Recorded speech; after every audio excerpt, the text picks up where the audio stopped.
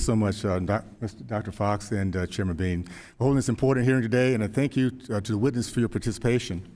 I'd particularly like to thank my colleague, Representative Adrian Smith. It's been a pleasure to work with him on this Educational Choice for Children's Act that we introduced earlier this year in honor of our colleague, Jackie Borlorski.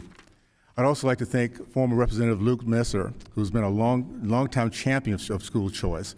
Representative Messer long ago caught the vision of school choice and how transformative educational freedom is for families, especially those in low income and underperforming school districts. Educational freedom is a civil rights issue of our time. Educational freedom supports students over systems and gives every child in America, regardless of his or her zip code, the opportunity to achieve the American dream. I've seen firsthand how access to quality education can change the course of a child's life. Educational freedom can give someone a second chance in life. I am passionate and will not stop fighting until every child, regardless of his or her race, socioeconomic status, family situation, or neighborhood, has the right educational freedom. It was a little bit earlier, somebody stated that no public rationale to support choice. I'm going to disagree vehemently on that. This is a civil rights issue. Every child has a right for an education. Every child has a right for a choice of going to the right place. And I think it's interesting because as we talk now about how $10 billion it pulls away from our revenue. I mean, of all times to talk about using that example, let me just go back. We have Miss Allen here. That is a great example of what can happen with a choice. Let me tell you about the other kids who have not had a choice. 2017, 75% of the black boys in the state of California cannot pass standard reading and writing tests. 75%, no choice. Their parents didn't have the chance to have this opportunity we're talking about right now. If you want to see the results of that, look what's going on in the streets of California across the board in every single urban city where these kids have not been taught how to read, write, think, or dream. 100% of the black kids here in DC in one district are zero proficiency in math. Now, it's one thing to commit to public schools. If it's a bad school system, why should we put our kids in there? Why should you put your kids in there? And I would suggest no one in this room would purposely keep their kids in a school that's failing and say it's okay. But some way we put aside this empathy and say it's okay for other kids, particularly blacks, Hispanics, those who cannot defend themselves.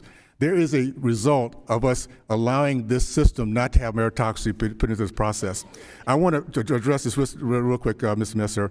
The Educational Choice for Children's Act, how does this impact the resources for public education? I think it's very important because this is what unions like to do, is put fear in people's hearts. How does this impact those educational systems already in place right now? Yeah. First, Congressman Owens, thank you for your great leadership on the ECCA. As you talk through this, I think it's important to remember you might be entitled to your own argument, but you're not entitled to your own facts, right? There are $200 billion in COVID monies that are out in schools across America. 100 billion, forgive me, we're in Washington, 100 billion of which have not even been spent. The money that would be used for this tax credit, it's not federal government money, it's the money of the individuals who would decide to give their private contributions to private SGOs and then create better opportunities for kids. You know, you were describing what's happening across America and what happens to the kids that don't get a chance. I once had a chance to speak at the Basis Academy here in Washington, D.C., this extraordinary mathematics academy, math and science academy with kids from every zip code in Washington, D.C., with graduation rates in the high 90s, 80+%, 90+% going to college. The first question they asked me was, Congressman, why don't my friends and neighbors have this same chance? Yeah.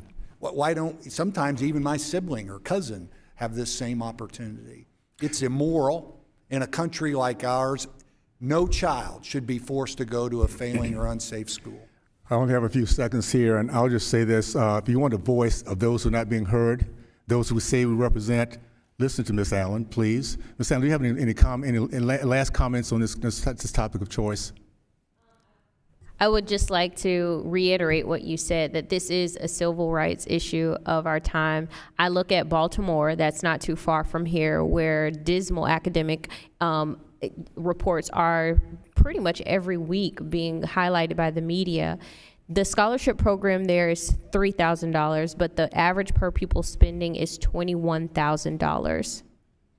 Thank you. Thank you so much, and I yield back. Thank you very much. Our